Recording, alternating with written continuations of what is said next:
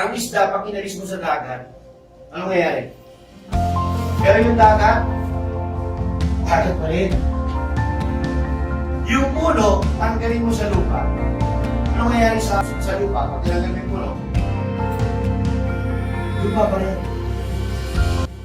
Kasi yun yung nature nila. Diba? They cannot live without the water. Same thing dun sa puno, they cannot live without the soil, sa lupa. Imagine, God, without us, ano mangyayari? Still God? Diyos pa rin siya. Hindi nababawasan yung pagka-Diyos niya. Kahit kailan, hindi siya nagiging lugi. Pero ang tao, pag nawala ang Diyos, magkakit. We talk about the Bible, people disregard it. Bakit? Because they do not read it. Tama po ba? Are you all reading the Bible? No. Probably you heard about it. You heard about that. Ang tanong ko, kailan niyo po ba ang Diyos sa buhay mo? Let us all pray. Most Heavenly Father, we praise you and thank you, Lord, for this wonderful time, Father. That you have gathered us together, Panginoon, to worship you, Panginoon, in spirit, and also, praying, O Lord, that this is not an accident. I know, Panginoon, sinabang po yung mga dito because you chose them to be here. Most especially, I pray, O Father, in the Holy Spirit, that you will speak to their mind, you will open their hearts, Panginoon, give them knowledge and wisdom, that they have not understanding and comprehend. Ako, Panginoon, you will give them information, you will give them strength, Panginoon, especially to those people who are weak, those people who are in anxiety, those people who are struggling. I pray and hope, Lord, that you will touch their lives. Tonight as we speak on your word, in your goodness. In Jesus' name. If you're ready to listen, join me in the message that I prepared entitled, My Choice, My Future. Naniniwala ba kayo? My choice, my future.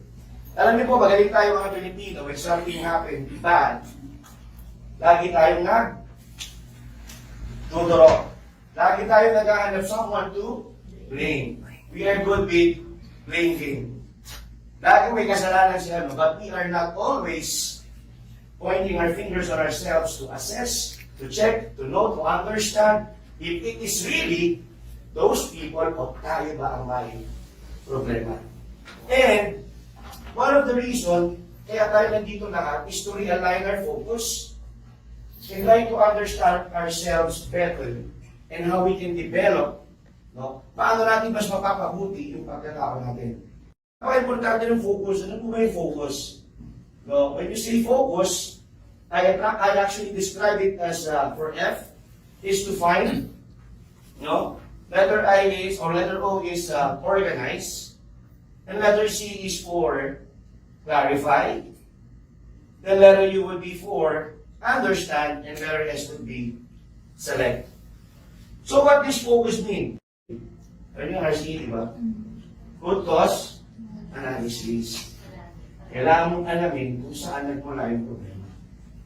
That is why, for you to have that focus, first what you need to do, you need to find what's the problem. You need to organize kung ano yung dapat mong gawin sa buhay mo. Pangatlo, clarify, linawin mo kung ano yung problema. And then, you need to understand where did you make the mistake. And that's when you decide to start how to resolve the problem. Many of us, we always jump the gun. Lagi tayo nagmamadali to resolve a problem. Lagi tayo gusto natin, wala na tayong iisipin. Any one of us, ayaw natin ang problema, tama po ba? But sometimes the problem, the troubles, is given to us by God, not to harm us, not to hurt us, but to actually to calm us. Kasi gusto ni Lord kunin yung attention ng bawat isa sa atin. Alam niyo ba sa buhay, na maraming nangyayari sa buhay natin, hindi nyo inaasahan na mangyayari, pero ang totoo, pag nangyari yun, iisipin mo, may party ka kung bakit nangyari yun. May reason kung bakit nangyayari mga bagay na ito. So now, what is the fact, or what is this one factor sa tingin nyo that greatly affects our day-to-day life in general. Ano sa tingin niyo isang bagay na nakaka-apekto po sa buhay natin? Simulang-simula, pagkadilat mo pa lang, what is this thing that we all do? Ano yung bagay na ito na lagi po natin ginagawa? One thing that we all do is we choose. Pag dilat ng mata mo, hindi ka gagalaw kung wala kang pipiliin. Tama po ba? Babangon na ako, matutulog pa ako. Babangon na ako, matutulog pa ako. You need to choose among the two. So you can do something to get started with. This is very important because it is critical. Na minsan dahil nasanay na lang tayo sa ginagawa natin araw-araw, we are too arrogant with ourselves na dahil sa atin, kaya tayo nag-exist. Pero there are 1,000 reasons that we do not realize that God is doing a miracle in your life every day. Pag dilat mo pa lang, ikaw ba kaya magbibilat na mag-isa mo kung hindi ka biniyayaan ng Panginoon na makakita ka? Pagbangon mo pa lang, pagpupo mo, without your vertebrae, makakaupo ka ng maayos if God did not give you a sinew or strength on your bones. Pagtayo mo, makakatayo ka kaya kung meron kang polio? Makakatayo kaya kung pinilay ka ng Panginoon? No. But we're so arrogant, we neglect God in our lives. Kaya maraming tao, akin ko ba yung Diyos? Well, probably you don't need God now. But I tell you later, ang tao, pagkasilang niya, ang una niya tinatawag ang Panginoon. Dahil pagkapanganak sa iyo ng nanay mo, the first thing that you call is God's name. Kasi hinga ka eh. Di ba paglabas mo, pinuto yung umbilical cord, sasabihin mo, it's like speaking God's name. Yeah. And when a person dies, sa huling hininga niya, ang tinatawag niya rin kaya, Panginoon. Di ba? That's why, mind you people, your choices matters. Para sa trabaho, magsisipag ba ako o tatamay ako? Ang problema kasi dito, our choices actually can either make us or break us. You're who you are today because of the choices you made yesterday. Kung ano ka ngayon, kapatid, that is because of the choices you made yesterday. Kasi lahat ng factor ng decision mo, the reason na nandito ka, dahil ikaw ang nag-decide. You have all the deciding factor. Pero ang tanong, who make it happen? Sino ang gumagawa nito sa buhay natin? We try to do something, to achieve something, but who allow us to do it? Minsan nag-fail, minsan di tayo nagsasucceed, minsan pa nag-succeed, mag-fail ulit. Bakit? Diba? Minsan nandun ka na, na-reach mo na yung pinaka-goal, yung pinaka-hell mo. Nandun ka na sa tagatong ng tagumpay mo, then you will fall back again, start from scratch. Parang it's hard to comprehend. Ang hirap isipin, bakit ganito? Talagang may mabuting Diyos, talagang mahal ako ng Panginoon. Diba? Tapos biglang dadating, biglang namatay yung nanay mo, namatay yung tatay mo, may aksidente. It's very odd and ironic. Alam mo kung anong wala? Tubuhay natin minsan, we disconnect from God. People disconnect from God. The problem that we are not getting and receiving the rightful blessing na binigay ng Diyos sa atin.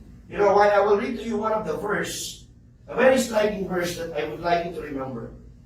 It's found in Jeremiah 29:11. Sabi dito, Jeremiah, from the word of the Lord, sabi niya, for I know the plans I have for you, declares the Lord. Plans to prosper you and not to harm you. Plans to give you hope and, the future. Everybody is working hard for the future. But the problem, my question to you friends, how will you achieve that future? How certain are you tomorrow, the following day, next year, that your expected goal will be met by your own personal will dahil magaling ka? Because when God snaps His fingers, your dream is no longer gonna come true. Dahil ang magkukontrol nito ay ang Panginoon. For I know the plans, sabi niya, di ba? I have for you. Pero ba sinabi si Lord na for you know the plans that I have for you? Sabi niya, for I know the plans I have for you. para sa'yo. Ang problema po kasi natin, we are all selfish. Sa totoo lang, nag-apply ka sa trabaho nito kasi just gusto mong kumita ng pera. Pero meron ba nag-apply sa inyo dito para payamanin yung kumpanya nito? Very sarcastic naman ako po. Di mo ba? Wala naman nag-apply sa atin para pagyamanin yung kumpanya nito. But we applied here so we could earn money. But imagine, people, kung ikaw ang may-ari ng kumpanya nito, and you will know that these people, kaya lang sila pumapasok para sa sahod, but there's nothing really to do to make your company better. How would you feel if you were the owner? Masaya ba? Masaya kaya yun? Hindi natin maramdaman kasi hindi tayo eh. Hindi ikaw. Hindi mo ma-feel yung pain, yung bigat ng owner kasi hindi ikaw yung owner. But once it happens to you, when you decided to put up your own business, you will experience terrible pain and sorrow. Meaning to say, right now, our choices matters because God is trusting you. Ang problema when the Lord trusted you, you are too confident. We are all overconfident to do more than what God requires us to do. Kaya tingnan mo lang, talaga ba i-bless ako ni Lord? Sabi niya kasi, declares the Lord. I-bless niya ako, plans niya to prosper me. Ba't ganito buhay namin, Pastor? Bakit kami nasunod ka ng bahay? No? Ba't naliwala yung nanay at tatay ko? Bakit ako bumubuhay sa pamilya namin ngayon? Mababait ang Diyos. Di po ba? Kasi ang problema, kapatid, you try to do it on your own. Kasi sabi ni Lord, for I know the plans. We need to connect to the one who knows everything. Kasi si Lord, alam niya na eh. When He created everything, na-create na tapos niya na. And once He's done creating it, na-create niya na langit lupa, na-create niya yung people, na-design niya na ano mangyayari after 4,000, 5,000 years ago, na lumipas. Pagka nandun na sa dulo si Lord, ang gagawin niya, babalik siya dun sa simula, sasabihin niya, okay, ganito ang gagawin mo. But we do not trust Him. Galing na siya doon eh. Siya yung creator eh. Ang problema sa atin, we are better than Him. We think better than God. Kaya anong ginagawa ni Lord sa atin? God sometimes shake us and break us. Bakit? Kasi unless you are broken, unless God shake you, God will never get your attention. Hindi makukuha ng Diyos yung attention mo kasi matigas ulo mo eh. So when you run out of reason, when you run out of option, anong ginagawa ng tao, Lord? Hindi mo na kaya. Yung iba nagsusuicide, di ba? Ang tanging susunod sa iyo pag namatay ka, kapatid, if you will read the Bible and understand it deeper, kaluluwa mo lang. It is your soul who will follow you. Pero kahit anong pinaghirapan mo, pakikinabangan niya ng ibang tao na hindi nagpakahirap, kundi ikaw. So what's the sense of holding on things na wala namang kayang gawin just to satisfy you for temporary pleasure and temporary happiness? Kaya nga sinishare ko po sa inyo ito, kasi ang gusto ng Panginoon, God want, is to prosper you and not to harm you. Ang problema, kaya natin nasasaktan yung sarili natin, we go the wrong side of the road instead of the way the Lord is teaching us, is leading us. Ganyan tayong tao eh. Para tayo, rebelde tayo. Pero mind you, in life, there's a very clear choice available to all people, and that is between good and bad. That is a very clear choice. Good or bad choice. So, that should not be a difficult choice to make. Di po ba? Alam na natin yung tama at mali kasi we are all matured person. Di po ba? 7 years old, 4 years old, alam na yun eh. Although hindi lahat, pero may muwang na siya. So friends, I would like to ask you, gusto ko kayong tanongin, sa tingin mo, matututunan mo ba yung isang bagay na alam mo na? Sa tingin mo? Can you learn something that you already know? Of course not. Kasi alam mo na eh. Pag alam mo na isang bagay, hindi mo na siya matututunan because you already know it. Ang problema sa atin, we wanted to learn, but we keep learning the same lesson. we are not learning the lesson that should be different, that can add ideas, that can comprehend and give us a better focus, no? Kung ano yung meron tayo sa buhay natin. Kaya if you will look at here, God plans to give us hope in a future. But the problem is you cannot have it. You cannot go that far if you are not connected to the one who will give it to you. Kaya sabi dito, however, the difficult choice between good and better choice. So, sabi ko kanina, bad and good. Ang problema, sinasabi, as I was reading, the difficult part or the tough choices in life is about good and better choice. Parang medyo ano? Di ba dapat good and bad choice? Kasi alam mo na yung bad eh. Common sense, pag pinili mo yung bad, ano may mangyayari sa ito? Tama po ba? But there is a thin line between good and better choice. Because pwedeng mabuti yung pinili mo, but there is a better choice along the way na yung pala yung dapat mo pipiliin. Tama? Minsan tayo mga tao nasusunod puso kaysa isip. Di ba? Kahit na niloloko ka na ng naging boyfriend mo, 7 beses ka na niloloko, sabi mo, nagkakaramali lang siya. Tao lang siya. No? Niloko ka pa ulit, tapos sasabihin mo, kasi emotional tayo mga Pilipino eh. Sasabihin mo, kailangan natin magpatawad.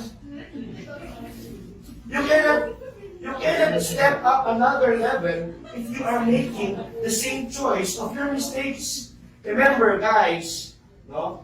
Just to inspire all of you. If you expect something better tomorrow, make sure that you make a different choice. No? If you will do what you did yesterday, expect that you already got what you deserve today. Aasa ka pa eh, yun ang ginawa mo kahapon.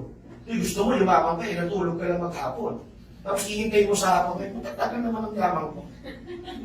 Di ba wala kang ginawa eh. So you need to do something else. So our choices matters. Sabi sa isang proverb, kung ano yung tinanim mo, asahan mo ang iyong din ang iyong.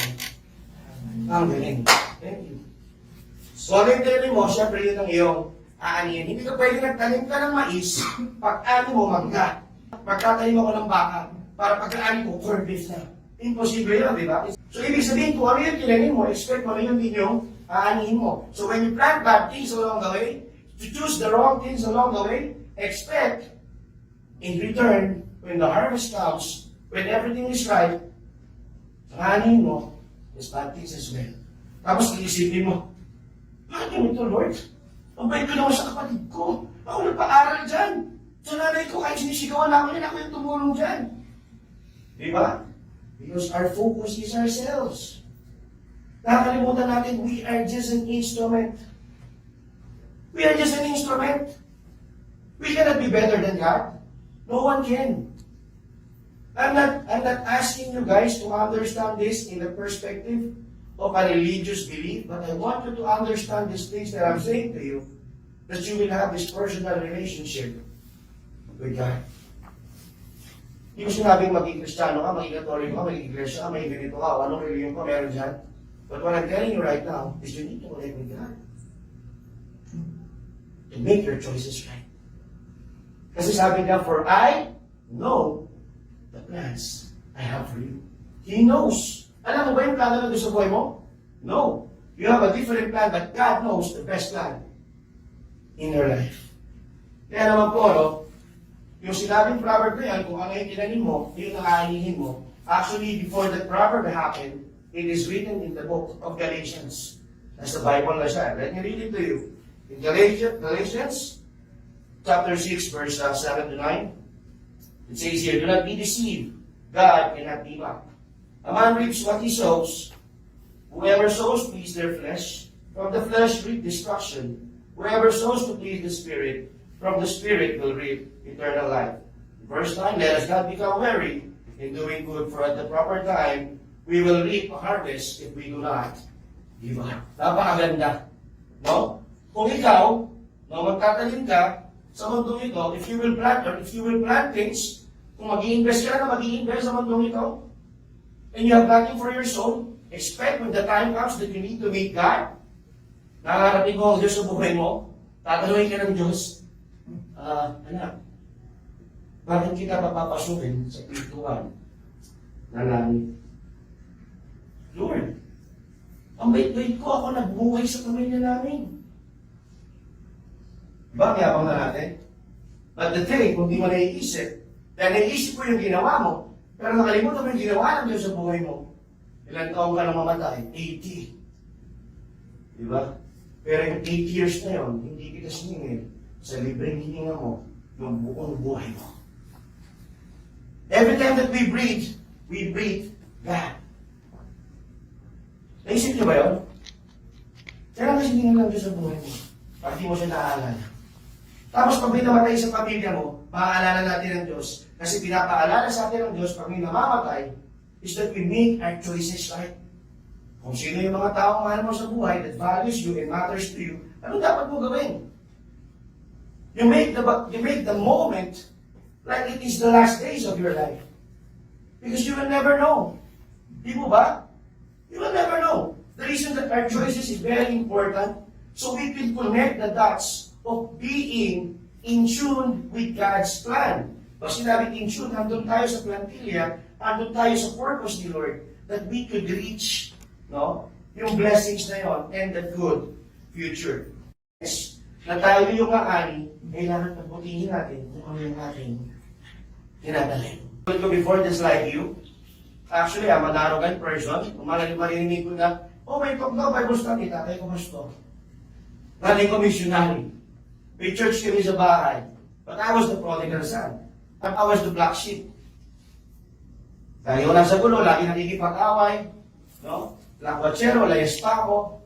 But you know what? All the choices that I make is all a mess. But I tell you, it's not too late. Because we are all God's messes. And with this mess, if you connect it back to God and choose God in your life, God will make sure that that mess will be His masterpiece. Kaya niyang ayusin kahit anong sira mo. Kahit gano'n ka kapangit yung buhay mo, kahit gano'n pa kasama yung nagawa mo, kasi kung ano yung sasabihin, wala ka ng pag-asa. Because it's not God who tell you that. Ang sabi ng Panginoon, nandito lang ako. And He's just waiting for you. Remember, it's bad to choose the good if we can choose the better one. Let's not settle for second best. Let's always settle for the best choice. You see, our actions and reactions is still a choice. Pipiliin natin kung ano yung gusto natin. Because walang taong nagsisi sa una. Lahat ng tao nagsisisi sa uli. Ano natin mapipili yung right choice? First, we need to have a purpose. Tama? Hindi ka mo pwede pumili kung wala ang gustong gawin. You need to have a purpose in life. Now, my question to you, friends, have you ever asked yourself, what is your purpose in life? Bakit ako nag-pray dito sa Accenture? Bakit ako nagtatrabaho? Bakit ako panganay sa pamilya? Everything or every one of us, meron tayong purpose and role in our family, not only at work. As a human being, God intended and intentionally allowed you to live because He needs you. And we are an instrument of the Lord. Ang problema, hindi natin alam yung purpose natin. Because we do not seek what is our purpose. So every decision, every choices that we make, we thought we linger, nasisiyahan lang tayo, nalilibang tayo. And you know what? I try to choose the part of my life, kung makita ko yung importance na yung mga choices na pinipili ko, it affects not only me. Naapektuhan na yung asawa ko, naapektuhan na yung anak ko, naapektuhan yung family ko, it destroys our reputation and our family name. Doon ko na-realize that my choices is not only about me. But whenever that I made a choice, it affects everybody within my circle. Clear? Malinaw po ba yun? Kaya hindi pwedeng pipiliin mo lang yung gusto mo kasi meron kang isasakripisyo. Pag may pinili kang isang bagay, meron kang isang sakripisyo. Di ba nga, pag may mahal na mahal ka, para mas madaling maintindihan natin, paglalaban mo yung mahal mo, kahit pagpalit mo na yung nanay mo, you will go for the love. Di mo ba? We have some regrets in life that we cannot compensate time para maibalik pa yun. Na minsan gusto mo lang ibalik, kaya lang, wala na. You cannot put back or compensate time. Hindi ko pwedeng bayaran yung oras at panahon na lumipas just for the sake to have it back again.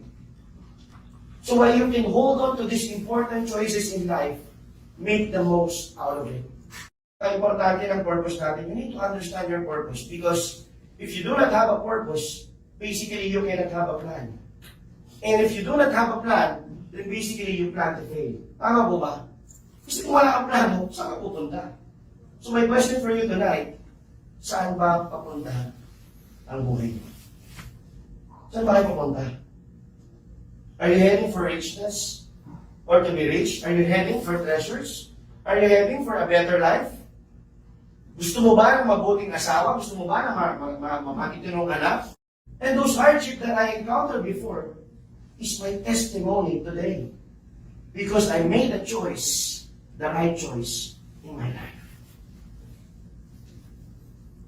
Kaya hindi ibig sabihin na pag mag-isa ka, malungkot ka na, single ka. No, you need to choose the good. Hindi po rin gusto mo magkaroon ka ng boyfriend, bigla ka na lang bibitaw, bigla ka na lang gagawin mo na lang kung anong gusto mo. Well, the consequences, ito yung problema. Every choices that we make, we get a price called consequences. And every decision that we make, especially when you make a bad choice, it's either sigilin ka ng Diyos ngayon, ora mismo, or later time sa buhay mo.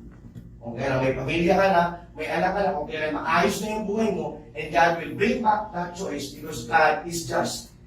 Ang Diyos patas, and we cannot mock God. Hindi pwede tatakasan mo na lang yung maling mga ginawa mo at ulit-ulitin mo yung mga bagay na ito and you will mock God in front of Him. Papatunayan mo, mas magaling ka, no? That's why I'm telling you, our choices matters. Try to assess your life. Try to ask yourself, saan nga ba ako papunta? Alam niyo, napaka-fast-paced na ng buhay ngayon. Napaka-fast-paced na, lahat na lang fast food. Di ba? You know what? We are being pushed forward. Sobrang pinapabilis na yung buhay. Kasi ang totoo, napaka-easy lang ng buhay, kapatid. In Psalms verse chapter 90, kung sabi doon, ang buhay namin, Panginoon, ay napaka-easy lamang. Ipaalala mo sa amin na kami ay dumulong. Dahil darating ang araw, paglipas ng mga panahon na ito, 100 years from now, sa tingin mo may makakakilala pa sa'yo, makakaalala pa sa'yo. 50 years na lang. Sa tingin mo may makakaalala pa sa'yo, maliban sa anak mo. Maliban siguro sa apo mo. Sa tingin nyo, maalala pa kaya na kung sino man sa atin? May makakaalala pa kaya sa atin? No. Nobody will remember us. Kaya right now, the reason that I'm talking to you and I accepted this because I want you to choose, no? To choose life than this world. Yung lahat ng meron tayo dito, we will all have pains. Lahat tayo magkakasama, kahit napakabuti mo, magkakasala ka pa rin. We cannot be perfect in this world. And the good thing about that, na hindi tayo perfecto, God knows it. Alam ng Diyos na hindi ka perfecto. Masarap, di ba? Alam pala ni Lord, hindi ako perfecto, magkakamali pala ako. Di ba? Kahit ako, pastor ako, I still commit mistakes. Nagkakamali pa rin ako, I still sin. In my decision, nagkakamali pa rin ako. Pero the important thing is, to remind everyone, na sa bawat pagkakamali na meron tayo, God knows it. Ang gusto lang ng ni Lord sa buhay natin is we repent. That we ask guidance and we seek Him to lead us. Alam natin, if we make a mistake, basically we understand, we are aware. Kaya nga guys, our choices, no, hindi natin pwedeng sisihin yung ibang tao. When we made a bad choice, who's to blame? Ourselves. We cannot blame God that God did this to us, but we blame ourselves because we choose to do this. Magpasalamat tayo. At times we may feel out of control, but God was never out of control. He is always in control of everything. Simula pa nung una, bago pa tayong lahat, yung mga ninuno natin at mga nauna sa atin, He is always in control. Kasi pag ang Diyos kumurap, baka hindi na tumigil ang baha, patay tayo lahat. Pag ang Diyos kumurap, sa sobrang lakas ng mga bagyo, hindi tumigil, lahat tayo mamamatay. We choose things for ourselves, but we never choose God for ourselves. Which is the most important thing in your life. Di mo kailangan ng religion. What you need is God in your life. You need a relationship with the Lord. Hindi ibig sabihin nagpe-pray ka, Kristiyano ka, kilala mo ang Diyos. Hindi ibig sabihin nagsimba ka sa magandang church, Christian ka. But if you have a right relationship with God, alam ng Diyos yung puso mo. Not anybody can know what's inside your heart except the Lord that can read your mind and even count the numbers of your hairs. Kung bibigyan ka ng chance ng Panginoon sa gabing ito, to start fresh sa buhay mo, would you choose your personal choice or would you choose God to make that choice for you? It's your call. Alam nyo, ang dagat, ang isda, pag inalis mo sa dagat, anong nangyayari?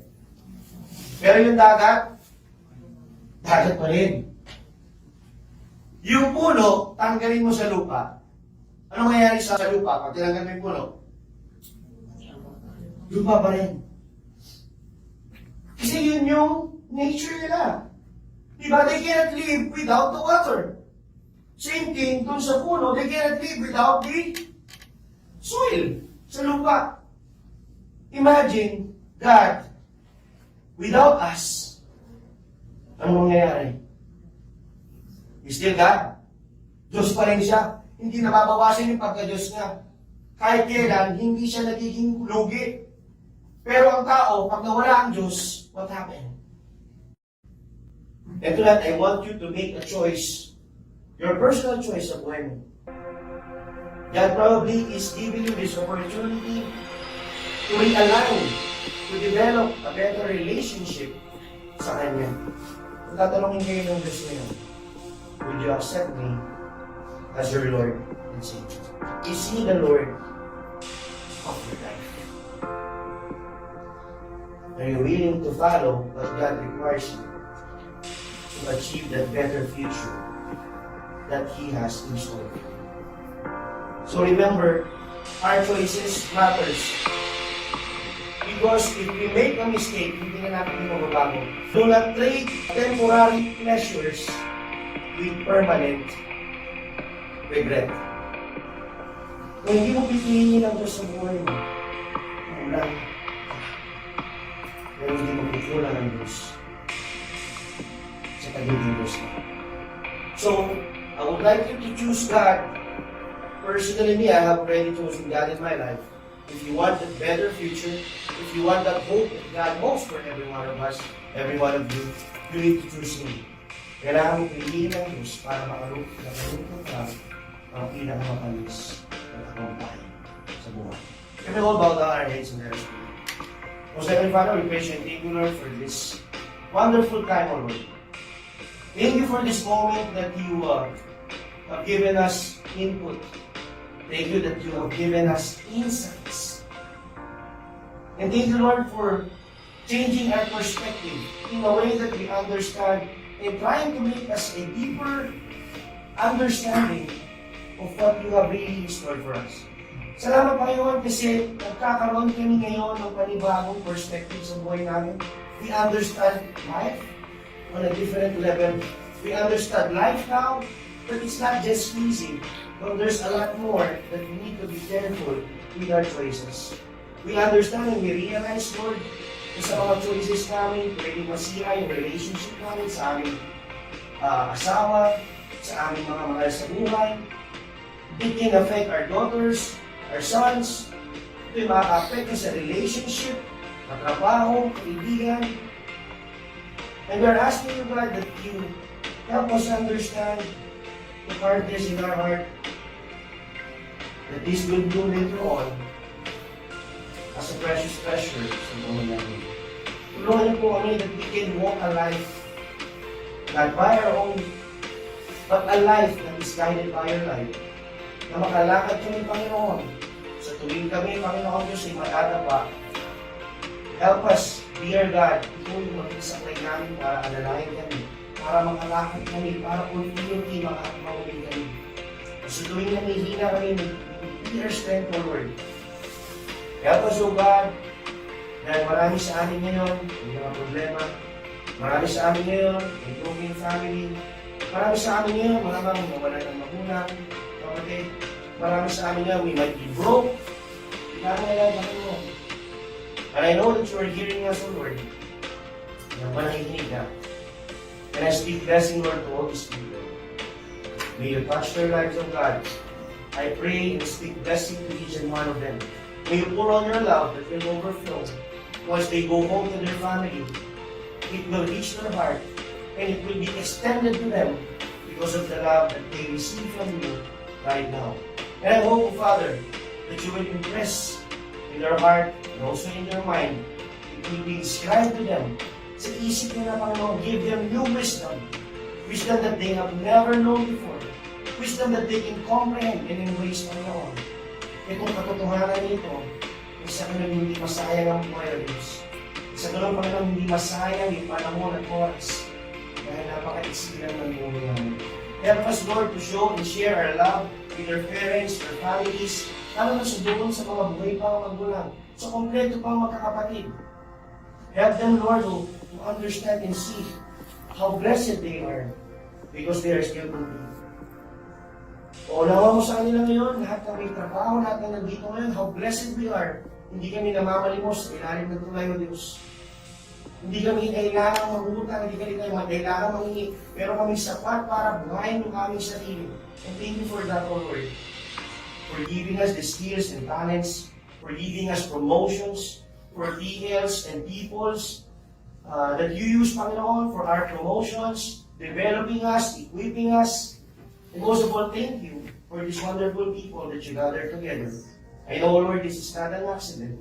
Hindi po aksidente na nandito sila.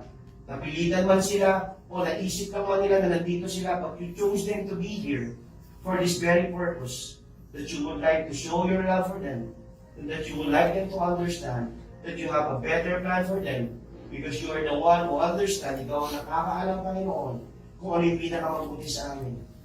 And not to harm us, O Lord, but your plan for us is to prosper us, to give us a hope and a future. That is why we pray tonight, Panginoon. Thank you for those who have come here, Panginoon. And I pray, O God, that you will touch their lives at di po sila uuwi kung hindi sila pinagpala sa gabing ito. Kaya may taas ang pangalan mo sa pangalan ni Jesus. Amen. Thank you so much.